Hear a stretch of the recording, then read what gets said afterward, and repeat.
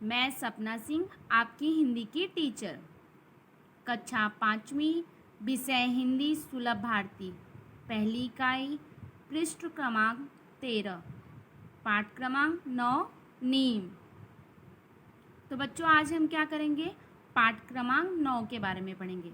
सबसे पहले हम क्या करेंगे, इस पाठ, ये क्या है, एक कविता है, तो इस पाठ की जो कविता है उसकी रीडिंग करेंगे, उसको पढ़ेंगे एक सुर के साथ। पाठ क्रमांक 9, नीम, जिसकी कवित्री कौन है, राइटर कौन है उसकी, लता पंची। तो हम, ना मैं डॉक्टर, ना मैं ओझा, ना मैं वैद्य हकीम, मैं तो केवल एक पेड़ हूँ, नाम है मेरा नीम। मेरी सूखी पत्ती डालो, ऊनी कपड़े अनाज बचा लो, सूखी पत्ती के धुएं से मक्खी मच्छर दूर भगा लो। घनी पत्तियों के कारण शीतल है मेरी छाया, गर्मी और थकान मिटी जो मेरे नीचे आया। नहीं काटना मुझको तुम, मैं इतने सुख दे देता, सूरज की किरणों से मिलकर हवा शुद्ध कर देता। सूरज तारे धरती चांद की जब तक चले कहानी, हमेशा सबको सुख देने की है मैंने मन में ठानी। अब क्या करेंगे बच्चों, हम इसका शब्दार्थ देखेंगे। ओझा, ओझा मतलब जो झाड़ फूक करता हो, जो मंत्रों के द्वारा इलाज करता है, उसे हम ओझा करते हैं, 4 मन। वैद्य हकीम मतलब डॉक्टर, जो आयुर्वेदिक इलाज करते हैं। नीम मतलब आयुर्वेदिक मेडिकल ट्री। अनाज का मतलब ग्रेन्स। घनी का मतलब घना, मतलब थिक। शीतल का मतलब कोल्ड, ठंडा। छाया का मतलब शैडो। मिट्टी मतलब फिनिश होना, टू गेट ओवर मतलब जो ख़त्म हो जाती है। सूरज की किरणें मतलब सन रेज। मन में ठानी मतलब दृढ़ निश्चय, टू डिसाइड फर्मली।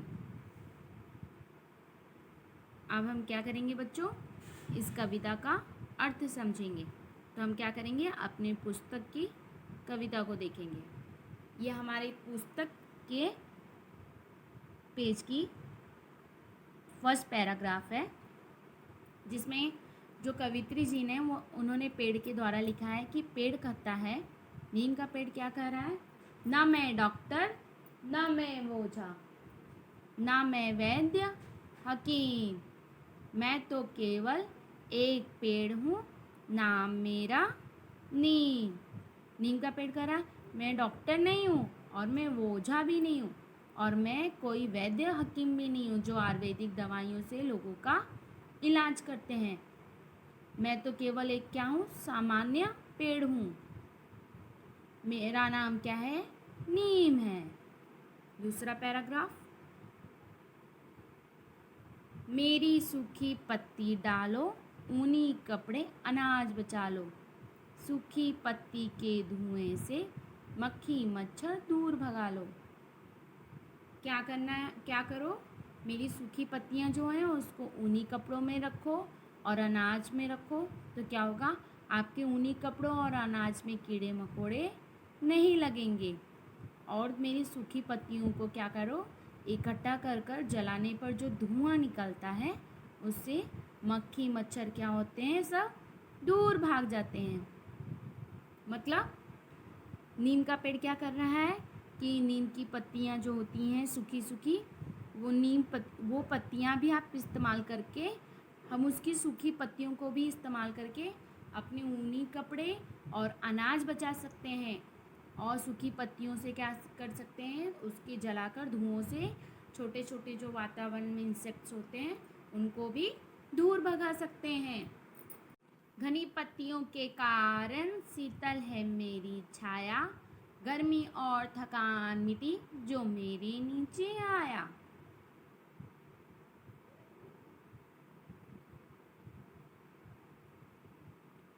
नीम का पेड़ कह रहा है कि मेरी पत्तियां क्या हैं, बहुत घनी हैं, और घनी पत्तियों होने के कारण क्या है, जो सूरज की रोशनी है, जो सनरेज है, वो सीधे क्या हो रहा है, धरती को नहीं मिल पा रही हैं, मेरे पत्तियों तक ही पहुंची हैं, जिससे क्या हो रहा है, मेरे पेड़ के नीचे, मेरे झाड़ के नीचे, झाड़ियों के नीचे, मेरे पत्तियों के नीचे क्या है, शीतल है, छाया जो है वो ठंडी है, शीतल है।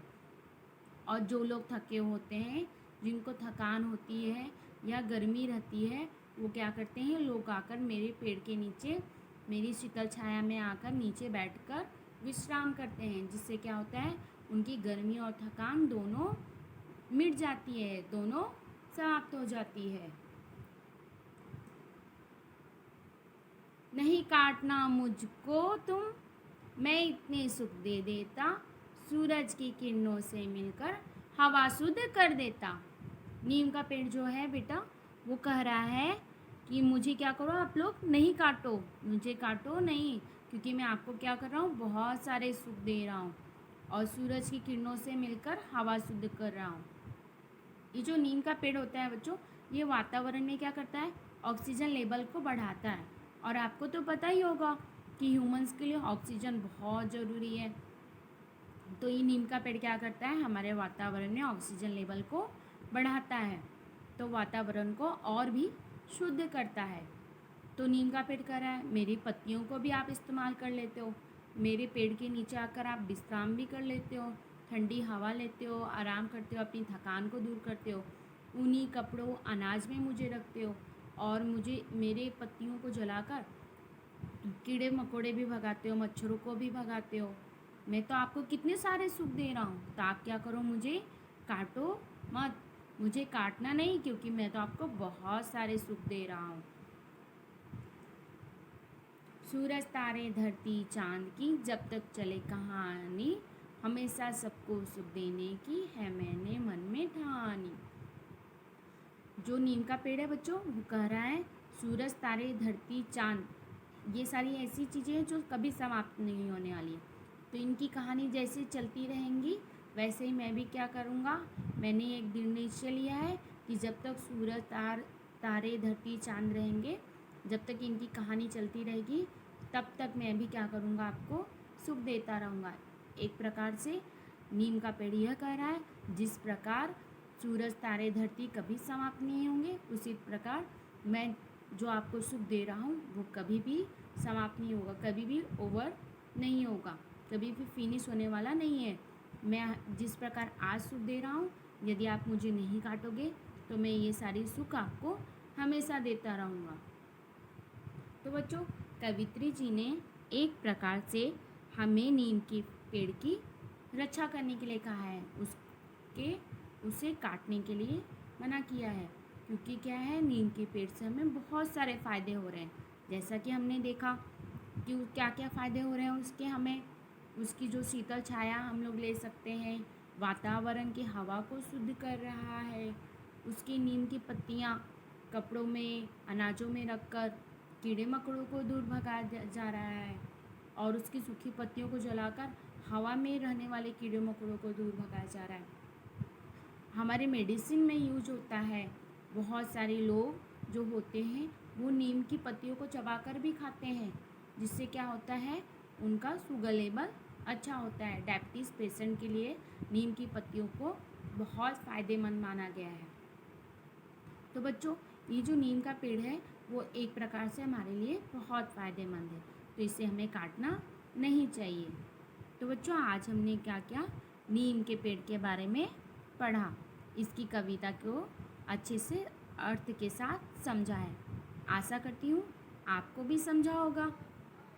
बच्चों, ध्यान से देख लीजिए, ये जो सामने आपके पत्तियाँ दिख रही हैं ना, ये नीम के पेड़ की पत्तियाँ हैं। इसकी पत्तियाँ छोटी छोटी लंबी लंबी होती हैं, और उसकी पत्तियों के किनारे में जिग जिग जैसा कटिंग होता है।